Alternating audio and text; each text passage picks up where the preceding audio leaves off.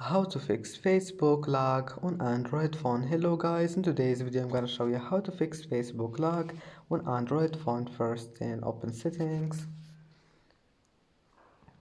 and then scroll down until you find apps and then click apps again.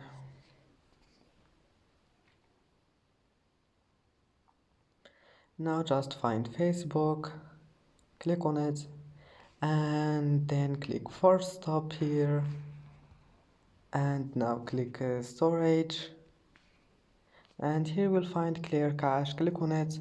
Now just go back and click apps in your background, and that's it. Now restart your phone,